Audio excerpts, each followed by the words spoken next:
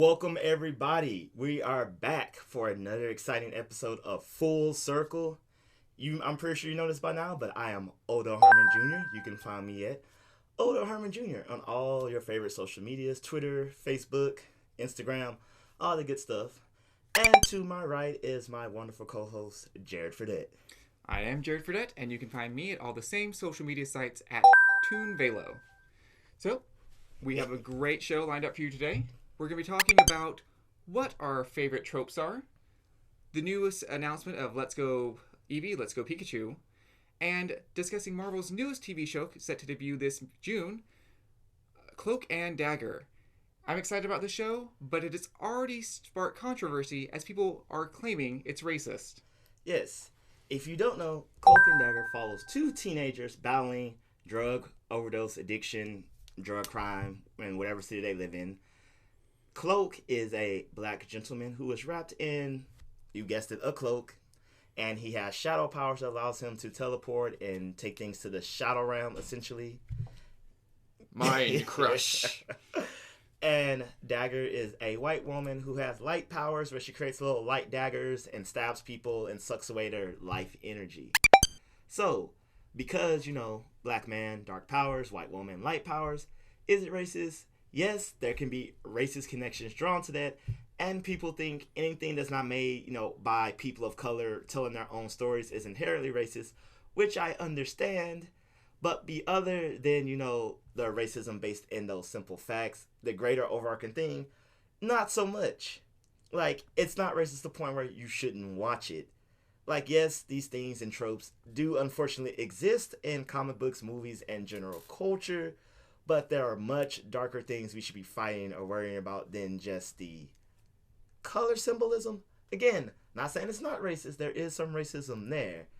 But the, pitchfork and torch crowd that they're going after, maybe should be geared towards more, things more obvious.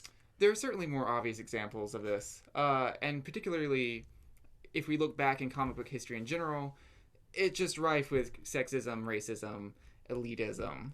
And not even in comic books, all of media, really. Yeah, sex. First, you need to remember that a lot of comic books got their origins in the 50s and 60s. And they were made by, let's be honest, a whole bunch of white men in a white room with their interests. So, if you're a person of color, if you're a woman, well, that's pretty much, if you're anyone that's not the status quo. Right.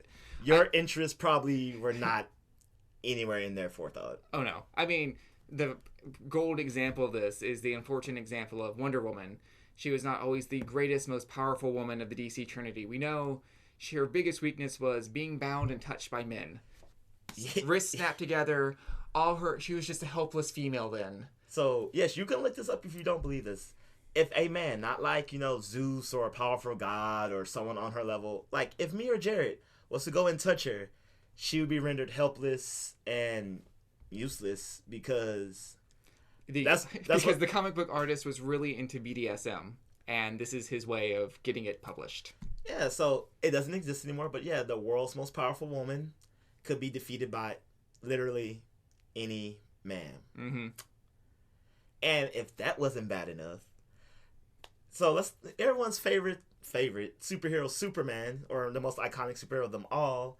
There was an episode where, his girlfriend, Lois Lane, is a world-class reporter. And she wanted to talk about the struggles of being a black person in America.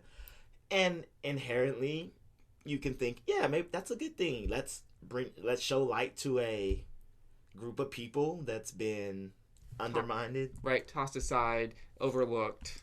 Yeah, and let's do it in a medium that, people like. But how they went about it was a little awful. Yeah, that was so awful. So the premise is that Lois goes to Southside Metropolis, Little Africa, which is supposed to be like a Harlem type thing. I've personally never been to Little Africa of any city. No. But let's move on past that. And the residents don't want to talk to her because she's a white woman. So Superman gets this bright idea that he has a machine that basically turns her into a black woman. Naturally. I have one in my closet right over there. Oh, great. So she turns into a black woman because reasons. And, she can't hail a cab. and Superman doesn't want to marry her no more because she's black or something to that effect. She asks him, "Would you still marry me?" He like laughs at her. And then after spending like an afternoon, she's like, "Yeah, people have it hard." And then Superman goes on his monologue of, "I know what it's like because I'm an alien." Even though everyone thinks I'm a white man and I operate. You just have no idea how hard it is, Odell, being a white man in this world. Like, people just give you anything you ask. I have to beg to be arrested. It's so hard. And then so, here's the thing about the real racism. This story was told by a white person imagining what it's like to be a black person for an afternoon. And the sad thing, even if this was possible, you couldn't understand the full extent from one afternoon because you have the mentality that I can go back.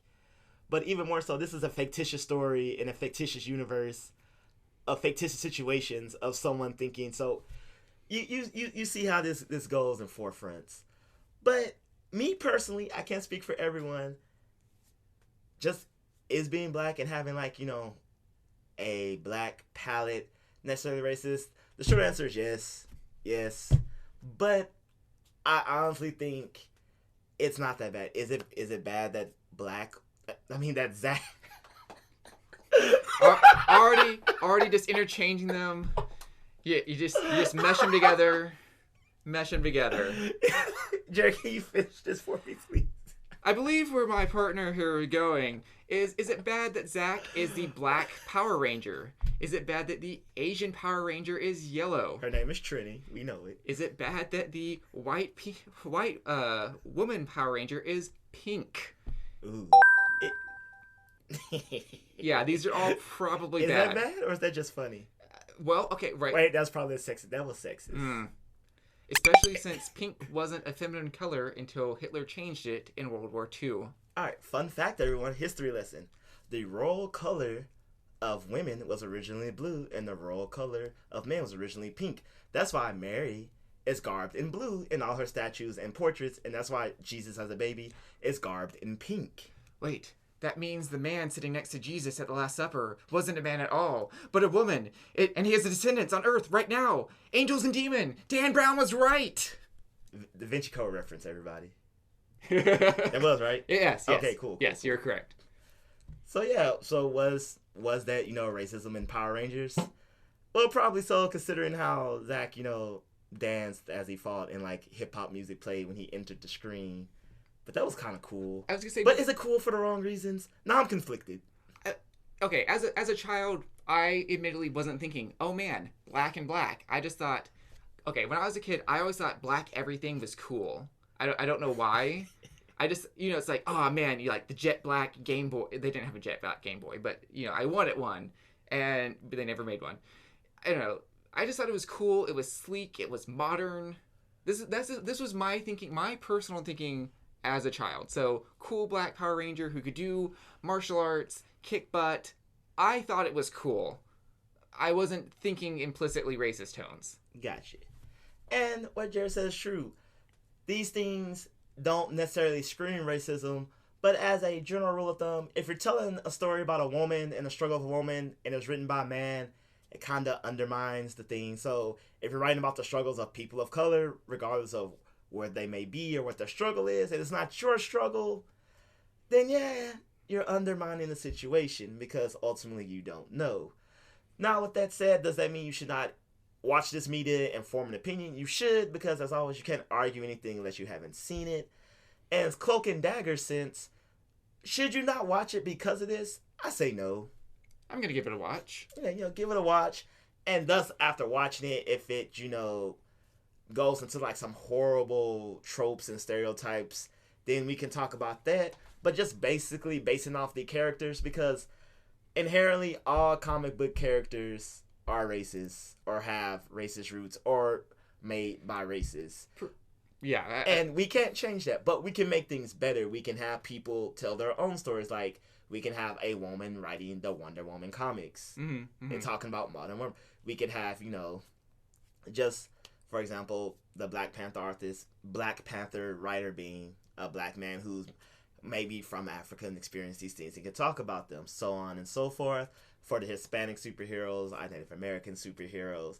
And yes, people like to think that's maybe pandering and that we're trying to, culturally appropriate things. But let's be honest, if somebody is writing a white superhero from a not white perspective, either A, they may intentionally do things to slander this person for their own personal reasons, or B, guess what? The obvious misrepresent them. Exactly. My best example here, I think, for if people still aren't familiar with what cultural appropriation is and what kind of damage you're talking about that they could be doing with it, is A Nightmare Before Christmas. Jack Skellington finds Christmas. He loves it. He thinks it's amazing. Hey, I've got a great idea. Let's get rid of Santa Claus and we'll take care of Christmas this year. And so he and all of Halloween Town tries to do Christmas. Oh, instead of giving presents of toys, let's give presents of severed heads. And Christmas runs amok. They completely screw up what we all know Christmas is supposed to be. And he had good intentions. He loved it. It was something he appreciated. He thought it was cool. But see where we're going here, people? Mm-hmm. Drawing the parallels. You know what we're talking about. You know. And you know what we're talking about. Things that are cool. Let's go Pikachu and let's go Eevee. Yes. If you didn't know, we got an announcement recently of 2 new Pokemon games for the Switch. The first 2 Pokemon games for the Switch, actually, they will not be a core game. We're getting that later in 2019 and probably November when Pokemon games come out. They always come out. They always come out in November. Let's Go Pikachu and Let's Go Eevee are coming out this year in November on the 16th, I believe. Which, again, I think is their go-to date. Yeah. So we have a Pikachu here, clearly. We don't have an Eevee because I'm not made of money, people. We can only afford so many plushes. But we are excited. If you don't know, they are spiritual remakes of the yellow version for the original Game Boy trilogy of Red, Blue, and Yellow. And thus, you can choose either a Pikachu or Eevee to start with. The Eevee rides on your head, on your hat. Pikachu rides on your shoulder. Classic Pokemon anime style via Ash. But other than that, it's going to connect with Pokemon Go. That's going to be a big thing. That's probably going to be a great selling point for a lot of people who weren't already into Pokemon. Oh, definitely, right. As you were telling me earlier, so many people, Pokemon Go was the very first game. So probably hoping to capture that crowd. Yeah, so it's literally supposed to bridge the gap between the main Pokemon core games and Pokemon Go. That's why it features a lot of features from Pokemon Go, like using motion controls to catch Pokemon with, and have them appear in the overworld. Mm-hmm. But it will have real battling mechanics from the core games, as in it's RPG style turn based. No more tapping for all you people. Tapping and dodging is not a game mechanic. So I recommend if you play Pokemon Go, but none of the core Pokemon games, this is going to be your game to ease you into what it's like to play a real quote unquote core, let's just say core, Pokemon game. And which one are you excited about getting, Jared? So I'm excited about getting Pokemon Let's Go Eevee because, right, as we all know, there will be a never-before-seen Pokemon in this game. And we know they're all Gen 1 Pokemon. So I'm thinking Alolan form, and I'm thinking Alolan! Full circle. Woo! To those who stayed with us in the pilot episode from episode 1, thank you for sticking with us, by the way. You have known that one of our topics was an Alolan, which Jared thought should exist. So it should. I mean, this might be it. Be great. I suppose, so which one, before we move on, which game will you be getting? I really wanted Let's Go Eevee because, oh god, it's the cutest thing ever. Eevee sits on your hat, and it's an Eevee, and it looks amazing. But yellow version was actually my first Pokemon game. Yes, people, yellow version, back in 1990. Not the ported one, the one with a little cartridge. Yes, this came out in 1998, I believe. I'll believe you. It was 1996 or 1998, because I don't know if I'm confusing the Japanese release with the American release. It would probably have to be 98 because my brother was old enough to play games. Okay, so yes, people, the real Pokemon games came out. They're that old. And last year, this year's the 20th anniversary? No, it was the 25th? No, the 20th anniversary happened like 2-3 years ago. Oh, that's right. We're currently just in a time of giving away a lot of legendary Pokemon. Yes. But yeah, so since yellow version was my first game, and I started with a Pikachu, obviously, I will be continuing that tradition in the spiritual sequel, Let's Go Pikachu, and get Pikachu. That makes sense. So, back to that mysterious Pokemon. I'm thinking it's either a Alolan, and you can thank me, I'm right, or it's Thundercat Lucario. Yes, Zora. That's the thing Zorarora. about Pokemon names are really hard to pronounce before they come out because without the anime or some type of pronunciation system, it's just a whole bunch of letters that shouldn't go next to each other. Well, particularly as they try and make them sound like something that they're not. Yeah. So it could be that, but that would go against, they've already said it'll only be Gen 1 Pokemon, so to see a Gen 7 Pokemon would be kind of like, eh. But it could also be very realistically what people are expecting to be a Gen 8 Pokemon. You know, it would just be a teaser to what's coming in late 2019. Let's just call it November 2019. Mm-hmm. And, you know, we'll all be excited. It could be like one of the starters or something, and we'll all go... Oh, it's not gonna be the starter, because there are 3 of them. I mean, it could be one. You know, it will be the... Because, you know, each generation has their mascot Pokemon. It's true, yeah. We had Pikachu, and then I guess we would call Togepi for... Gen 2. Gen 2. Gen 3 had... Lucario was Gen 4. Definitely. That he was the big mascot Pokemon. Gen 3 had... I almost want to say Garchomp. But no. No. The point is, each generation has a mascot Pokemon associated with that generation that well, so whatever Pokemon they put in Smash Brothers, really. Yeah, that's there you go. That would be it. So coming to the Switch is this mysterious new 8th Pokemon, both in Smash and in Pokemon. Oh. Yeah. That'd be crazy. Right? But what I really want to know is, okay, we know it's going to come, and we know you have to play Pokemon Go to get this Pokemon, but what exactly do we think the qualification is? I fear it's going to be a Wii U Pokemon Rancher thing, where it's like, I mean, that's already a theme of Pokemon Go. Hey, you know, mill up like 1,000 Pokemon for the candy, and you get a Pokemon. That makes sense. You can only transfer Gen 1 Pokemon from Pokemon Go into Let's Go Pikachu, Let's Go Eevee, so no Gen 2, 3, 4, and beyond. And so that's probably going to be the prerequisite. And we were talking about this earlier. You're like, why would people want to do that? And like we stated, this is some people's, honestly to God, first Pokemon game, or first Pokemon game that they've actually gotten into. Meaning that, you know, they skipped red, blue, yellow, gold, silver, diamond, pearl, black, white, X, Y, etc. Fire red, leaf green, heart gold, soul silver, crystal. Oh man, there's been a lot.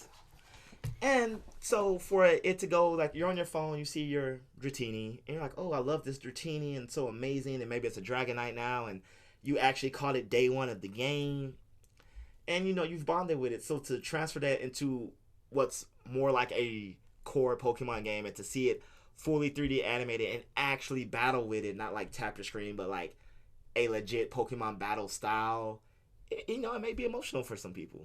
I mean, that's a very fair point. That's a very valid point. I still have my Pokemon. I have my Sceptile. I've transferred all the way from Sapphire all the way up to Ultra Moon. Like, he's not the best battler. His stats are trash, but that's okay. I love him, and I've transferred him, and I've super trained him, and I've given him all the gold bottle caps.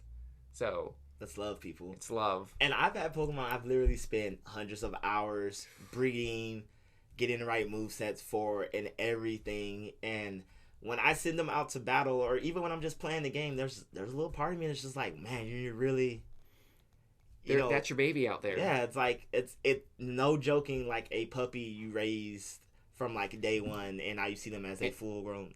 I was just gonna say, and we've legitimately bred and raised our children. We didn't just hack them and port them into the game. Oh yeah, shame on people who hack teams.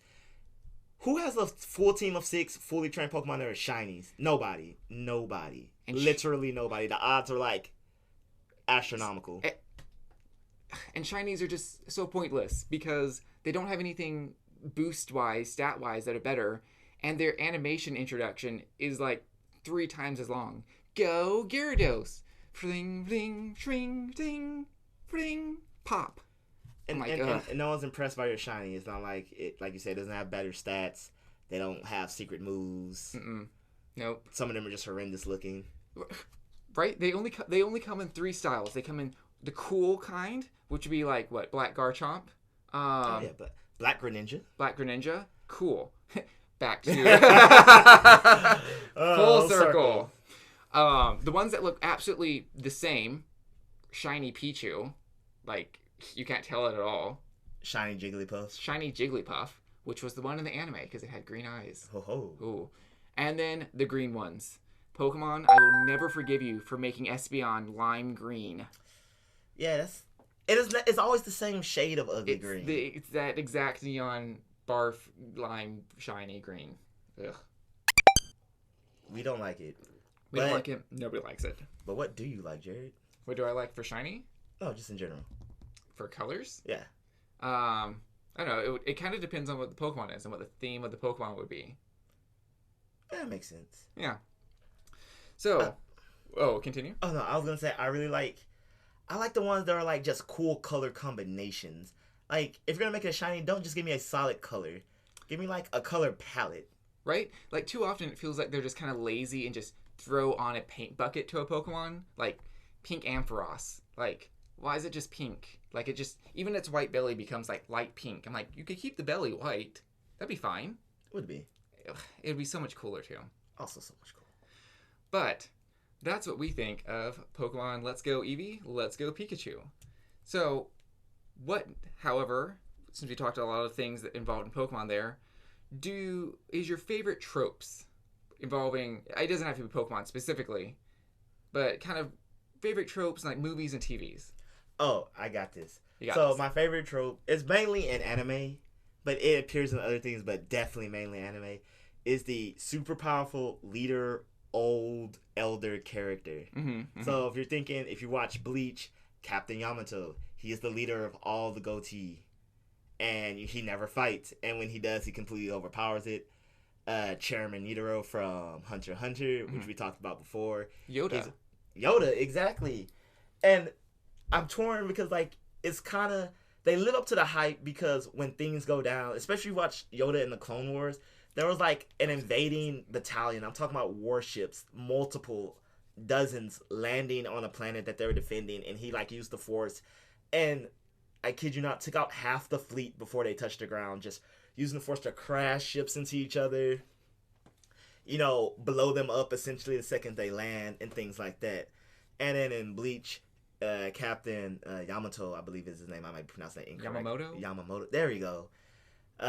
He's so powerful that he doesn't fight because he would hurt friend and foe alike. Everything just burns up in his path indiscriminately. Right? I mean, that's literally his Shinigami. Not Shinigami. That's what they are. His Zanpakuto release. Everything burns to ash. And everything quite literally does.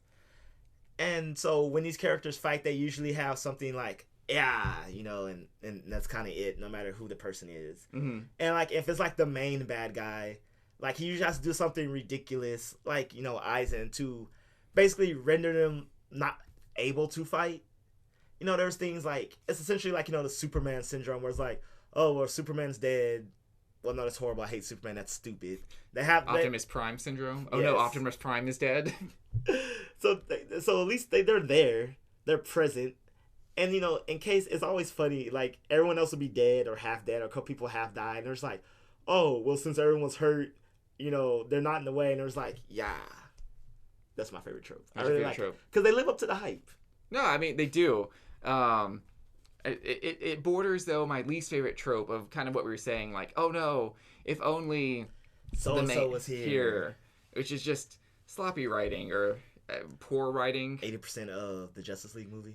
That was so, yeah, it just, they're all doing their, Superman is like doing double duty on this, right? He comes in, he like flicks Steppenwolf in the face, goes save some people, comes back, flicks him back down in the face, while Wonder Woman and Aquaman are fighting their fullest against Steppenwolf. Flash is saving people, Cyborg's like ripping the mother's cubes apart, Bruce Wayne is checking his stock portfolio or something. I don't know. He was really useless in this battle. I mean, he's only human. No. Great transition. He's not only human, because my favorite trope are ideas, themes, and characters that transcend reality. Explain. The best example of this is during DC's Flashpoint Paradox, where in that fateful alley night where the Waynes decide to leave the opera and go down a crime-ridden alley for some reason, Bruce Wayne is not murdered, or Bruce Wayne is murdered instead of his parents. And so his father is so stricken with anger and he wants justice and vengeance for his son, he takes up the dark cowl and becomes Batman. Dun, dun, dun. Dun, dun, dun. While his mother is stricken with grief and driven to insanity and becomes the Joker.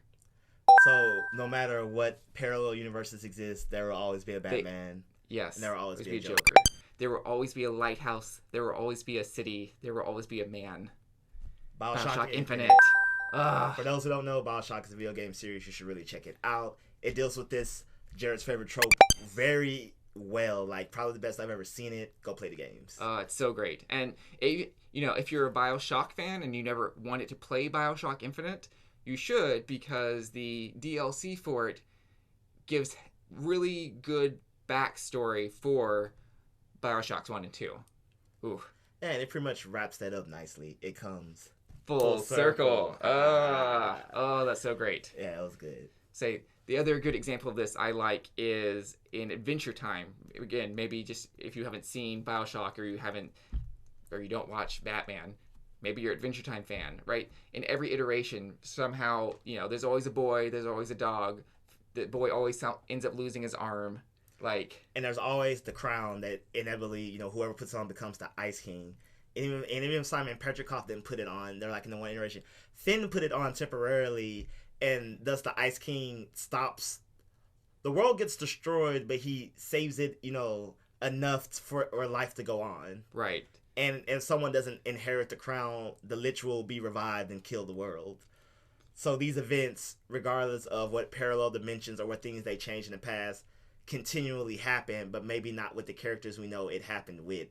Right. So it's not destiny, it's not fate, because no one's bound to do these things. Like anybody, it can happen to anybody, but these events will happen. They always happen across the cosmos and time. That is actually a really good trope. Right? I love it. So that is my favorite trope. And Odell's favorite trope is the how should we classify this? The elderly leader. That's the elderly leader, the ace in the hole. I would just say the grand elder master. The grand elder. I like that. Yeah. Yes. Because Yoda is a grand elder master. The captain from Bleach is old and a grand master. Mm-hmm. And while Chairman Netero is super old. It's true. And they hold the highest title in the land, so to speak. Yes. Okay. Rarely fight, and when they do, overwhelmingly powerful. And if they lose, did they really lose, or is it it's usually politics or some other cockamamie reason where they couldn't just right, like how the NGL didn't allow Chairman Netero in for a really long time. Yes, but you need to read and watch Hunter x Hunter. We'll keep talking about this. Oh, we will. We're probably going to be visiting that for a long time to come. Oh, yes. Until it inevitably never finishes. And anyway, I'm not getting into that right now. Nope. That's next episode. Probably not, but so I will be getting Pokemon Let's Go Eevee. Odell will be getting Let's Go Pikachu. Woo! And comic books. Are they racist? Probably. Always. But thanks for joining us for another episode of Full Circle. I'm Jared Fradette. Remember to follow me at ToonVelo. And I'm Odell Harmon. Remember to follow me at Odell Harmon Jr. And we don't say this enough, but follow Full Circle. We have a Twitter, and we don't have Facebook. We have a Twitter and an Instagram. Mm-hmm. At least we should have an Instagram. I don't know, but follow us there. It'll be there, and you can follow us there at FC Podcast 23. Don't forget the 23 on Twitter and other things for more information and behind the scenes stuff. Exactly. So as always, thank you for joining us. Until next time, folks.